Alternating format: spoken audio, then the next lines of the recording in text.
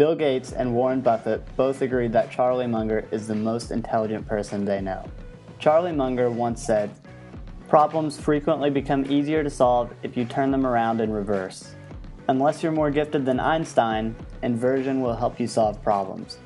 Now let's use a little bit of inversion to solve your trading problems. Around 90% of traders lose money. So what we have to do is ask, what are 90% of these traders doing? First, they buy breakouts and they sell breakdowns. Yes, they're literally chasing the stock price around. Second, they all try to cut their losses short and let their winners run. Where are they letting their winners run to? Straight out of their trading account? This idea sounds great in theory, but it just doesn't work. Third, their greed causes them to size their positions way too big. Have you ever heard the saying, don't overtrade, focus on the best setups, and increase your size on the good ones? Look, there's some merit to increasing your size during periods of better opportunity, but don't overdo it or eventually you'll be wiped out of the game. Number 4, they are afraid of reducing their cost basis because they might be capping their potential profits. For example, selling a covered call reduces your cost basis but caps your potential gains. Now listen, unlimited profit potential is like a mythical creature. Now you see these 4 things most traders do, but why do they do them? Well, some of it's human psychology, but most of it is because it's what they were taught by investment education websites. I know it sounds a bit hypocritical because I run an investment education website myself, but the difference is they tell you what will make you spend money. Unlike them, I will tell you the truth, even if it's not what you want to hear. Think about it. How appealing does cut your losses small and let your winners run sound?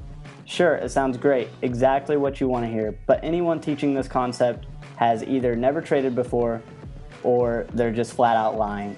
Now, that doesn't mean you have to have huge losses and tiny profits. If you're trading the right strategies, this shouldn't even be an issue. Now let's use a little bit of inversion and flip these points around, and here's your new trading strategy.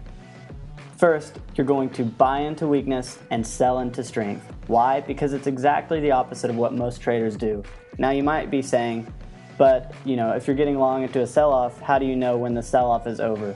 The answer is simple. You don't. Nobody does. It doesn't matter if you're Warren Buffett or if you're Jimmy Buffett. You don't know if a stock is going to go up, down, sideways, or in circles.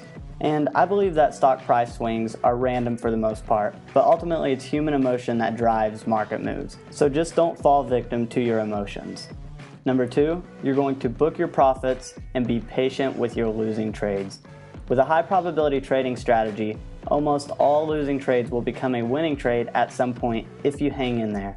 If you're cutting your losses small, you're going to choke out a lot of good trades. And if you're trying to let your winners run, you're going to be very disappointed when your winners just don't freaking run like they're supposed to.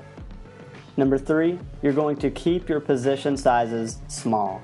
It will allow you to make decisions based on logic rather than emotion. The only way to be patient with positions is if you're sizing your positions correctly. If they are too big, then the day-to-day fluctuations in your account balance will cause you to make bad decisions and acquire gray hair at a very young age. And lastly, you're going to reduce your cost basis by placing trades with a defined profit strategy. These are strategies with limited profit potential, but they have a very high probability of success. And listen, if you're buying options, you're doing the exact opposite of reducing your cost basis. Consistently reducing your cost basis will pay you far more than that one home run that you might hit. If you swing for the fence, you're probably going to strike out. Raking in small profits over and over again is where you'll hit a grand slam. Following these simple guidelines will save you many headaches and a ton of money.